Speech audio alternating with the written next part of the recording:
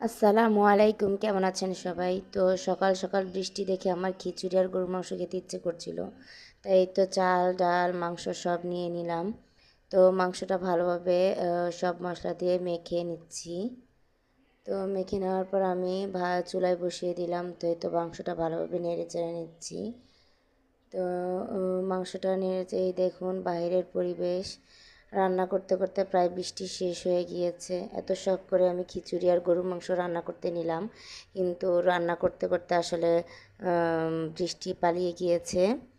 তো এই তো আমি খিচুড়িটা বসিয়ে দিয়েছি, ভালোভাবে নেড়েচেড়ে মশলার সাথে খিচুড়িটা চালটাকে আমি কষিয়ে নিলাম। তো কষিয়ে নেওয়ার পর পরিমাণ মতো পানি দিয়ে দিলাম। তো এই তো নেড়ে চেড়ে নিচ্ছি। এই তো মাংসটাও ভালোভাবে কষিয়ে নিলাম, তারপর পরিমাণ মতো পানি দিয়ে দিব। তো এই তো খিচুড়িতে আমি ডালগুলোকে দিয়ে দিলাম, তো ভালোভাবে নেড়ে চেড়ে নিচ্ছি। তো এই তো খিচুড়ি রেডি হয়ে গিয়েছে, মাংসতে ঝোল দিয়ে দিয়েছি, মাংস হচ্ছে। এখানে আমি খিচুড়ি দিয়ে খাওয়ার জন্য চেপা শুটকি বাগার দিয়ে নিচ্ছিলাম।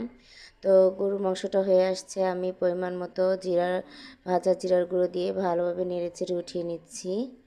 তো এই তো আজকের রান্না কমপ্লিট।